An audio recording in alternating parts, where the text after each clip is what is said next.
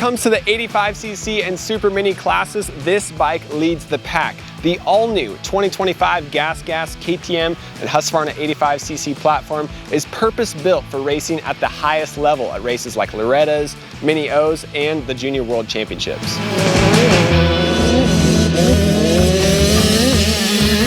There's a reason why Mitch Payton calls the Supermini class the Formula One of motocross. You can spend endless amounts of money on these bikes and it is not frowned upon. Supermini class is the highest level of mini bike racing and the last step that riders take before they jump to big bikes. And if you think $13,000 is crazy for a Supermini, you must not be a mini dad. This is just a bolt-on kit that comes from the KTM catalog. $1,500 for the MC105 Big Bore kit. You throw on the pipe, silencer, triple clamps, fork, and shock, and that already adds up to $13,000. However, you can spend lots more money when you take it to aftermarket tuners, and that's not to mention the high-end maintenance that this bike requires and race gas every time you ride. In this video, we're going to compare the stock GasGas MC85 Big Wheel against its bigger brother, the MC105, which is twice the price. We're going to go through dyno numbers, rider impressions, and see really if $13,000 is worth it.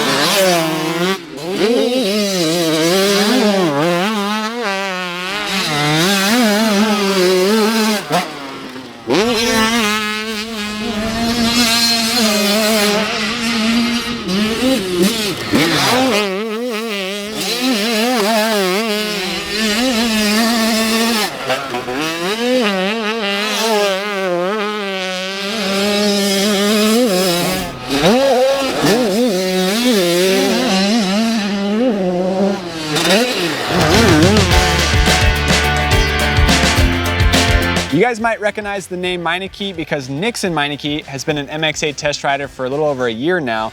We got his older cousin, Reed Meineke, 110 pounds, a little bit taller, 14 years old, perfect for Super Minis and 85s, and especially for the big wheels.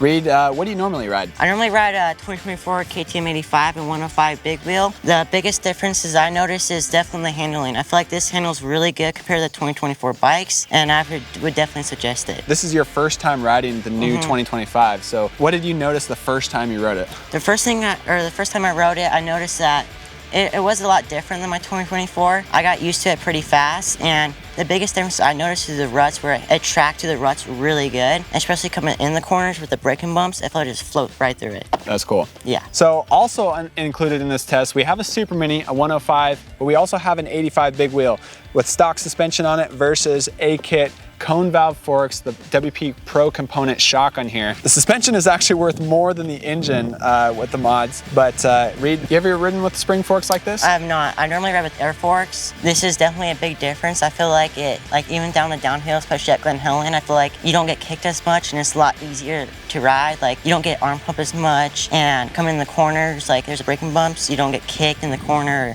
swap out or anything. Like, how big of a difference was it? Because it's a lot more money for this. I would say it was a big difference, especially coming in the corners with the big braking bumps. I feel like the air forks, I feel like they bounced around a lot more, and this felt like it kind of just flew over. You also talked about, like, later in the day when the track got a little more slippery, you actually liked the air forks better at some points, right? Yeah, I was noticing that with the A-kit suspension, my front end was sliding a lot and was tucking the front end and didn't have that good traction. The air forks, I feel like, had better traction coming in the corners and didn't tuck as easy. That's a big difference about A-kit cone valve forks versus stock stuff. Stock settings are going to be more of a wider range and probably easier on a rougher track, softer track, but also especially when it gets slippery out here. With the cone valves, you have a lot more room for adjustment, but also you kind of need to make more adjustments sometimes to get more comfortable. So I think we could have made you a little bit happier at the end of the day, but this is what we got so far. So let's get into some of the price details before we talk about how fast this thing is. A stock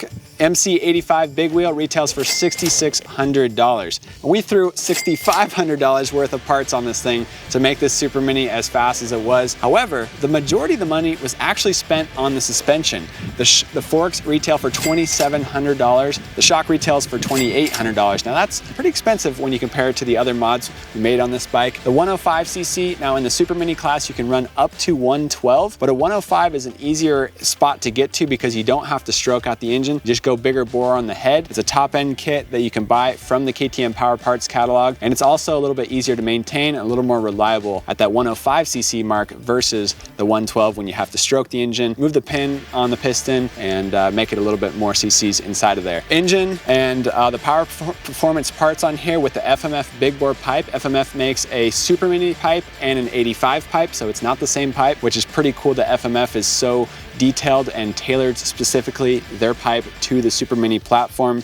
With just the bike without the suspension mods, we put it $2,300 into this bike. So that $2,300, that's just counting like the Hinson clutch cover, the gripper seat cover, and of course the top end kit, the 105 kit you can get from the KTM Power Parts catalog, and the FMF pipe and silencer. $2,300 is honestly not that much for how fast this thing is. On the dyno, we put it up against our stock 85, 6 horsepower faster. The stock 85, 24 horsepower. This 105 Supermini, 30 horsepower on the dyno. All right, Reed, you spent the last 2 days of riding it. Yesterday, we had the track to ourselves to shoot some videos, but today, the track was rough. We had a lot of people out there, and you got to compare it back to back against our fresh GasGas 85. What was the power like on this thing? The power was unbelievable. I mean, it pulled up the hills like crazy, out of the corners. It's definitely a lot more power than the stock 85 GasGas. I would suggest, like, if you're a heavier rider or a faster rider, this is an easy bolt-on, make your bike faster,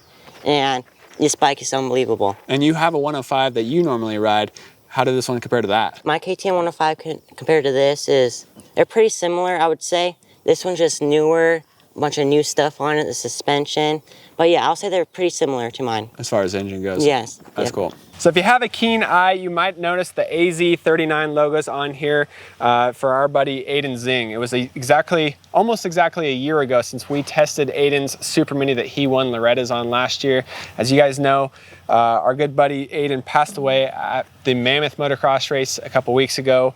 And it's heartbreaking and tough to even continue testing and continue moving on. But one cool part about this bike and some of the other bikes we're going to be testing over the coming weeks is to see Aiden's influence in this bike and in this brand. Aiden was a longtime test rider working with KTM, but specifically the last year before he won Loretta's in the Supermini class, Aiden was working closely with guys like Damon, guys like Lee, guys like Ryan Morris at KTM, developing the new generation 85. So GasGas, KTM, Husqvarna are all new for 2025. Got an updated frame, swing arm, updated engine, and of course, new suspension on this bike. So it's really cool to see Aiden's influence on this bike, and we got a guy here who spent a lot of time with him. So Damon Conkright here, WP Pro Components and WP R&D for the Austrian brand, and you specialize in the aftermarket components like the cone valve forks and like the WP factory shock that comes on this, or that we have on this bike here. Yeah. So we got some pretty high-end suspension on here, and then you got to work on the settings with Vincent Wade and Aiden Zing, and talk a little bit about that. Yeah, so one of my favorite things about this job is I do get to work with the up-and-coming kids, and I get to be part of like their beginnings and help them get their bikes set up so they can grow into becoming, you know, good kids like Aiden and Vince, who both ended up with Monster Energy Kawasaki rides right off of this platform, which is really cool to be part of. Aiden was special. He lived not far from the shop, and he was one of the kids responsible for putting time on this bike before it went in production, so we knew what it was capable of. So we had a top performing kid riding on the bike, and he was fast, obviously, and he could put the bike to a real test. So he would bring it in regularly, we saw him regularly, and then when we got to a certain point, we also wanted to use him to develop the settings for our pro components that anybody can get from WP. And part of that experience was his mom or dad would drop him off at the shop and then hop in this Sprinter van with me, and then we'd spend, a good hour and a half driving to the track, and I'd tell him old stories about working for like Pro Circuit or working for Steve Lamson or Dean Wilson, stuff like that, and he'd just eat it up the whole way to the track and on the way home. And it was cool because he did a really good job. Like we'd bench test the material on the dyno, so I knew what it would do when we make adjustments to it. And then when we put Dayton on the bike at the tracks, when I would make changes, his feedback was spot on. So we made a lot of improvements and got where he wanted. And at the end, he was like, man, I really wish I could race this bike at Loretta's, but it wasn't even a real motorcycle at that time. Yep. It's pretty cool. But it was cool to watch him later go on and win Loretta's, because another thing that was special about Aiden was, even though he had a trainer and he had a list of things he needed to check off throughout his daily routine to become what he became, is he would double dip and do work for us. He would ride our bike, do all the testing with us. His dad, Bob, would bring out the van with the bikes, and then that's when the real work started. He'd get back on the bike and do his motos with his trainer and Bob and stopwatch and get after it. Yeah. Pretty impressive. I've heard lots of stories of how good of a test rider he was, and then when we tested his Supermini almost a year ago now, he had influence from this bike, the new 2025, that he tried to implement on his 24 KTM Supermini. Yep. And he took that bike to go and win at Loretta's, and he almost won both Supermini classes. He did really well. So that was our introduction. I was immediately just blown away by his ability to explain what was on his bike, how knowledgeable he was about his bike, and it shows. He spent a lot of time with you, a lot of time with the KTM R&D department developing the bike, but also developing the suspension. So cone valve forks on here, we got the WP Exact Pro shock on here, and these are not just for top level riders, right? You can adjust them for everybody? Yeah, so another thing that we do for the US setting bank, that it can be accessed all over the world. It's not like it's only for us, but it is developed here. Is we have a expert setting that's for a kid like Aiden, who's top of his game, that goes right on this bike. But then we also made settings this year that focus on the entry-level kids, because maybe their parents do want them on the nicer stuff and they don't want to like have their kid not have the nice stuff, but maybe Aiden Zing's suspension might be a little stiff for that guy. So we did come up with some softer settings for that, and Aiden did help with that too, where I was like, all right, so part of the job today is, I'm like, I need you to go hit these lines that you would never hit. Yep. I need you to slow down by at least 20 to 30 seconds, and I want you to go cruise around. I said, I want you to go sit down right there where you shouldn't be. I want you to put this bike and ride more like a novice. And he was like, oh, okay. And then his trainer was there watching, like, what are you doing? And I'm like, this is part of the job. Yeah. It's part of the deal. As a test rider to go do that and put the bike in those situations. And then, when we got done with it, he's like, hey, it actually works pretty good when I do ride the bike in those situations with this particular setting. Yeah. So that's a true test rider. Learning how to test for yourself, but also for the average rider. Exactly. And that's always a challenging one for a good rider, is telling them to slow down when everybody's watching. They're like, dude, come on, I can't do that. That's funny. Yeah. Of course, we've already talked about Aiden Zing and his influence in developing these bikes over the last year.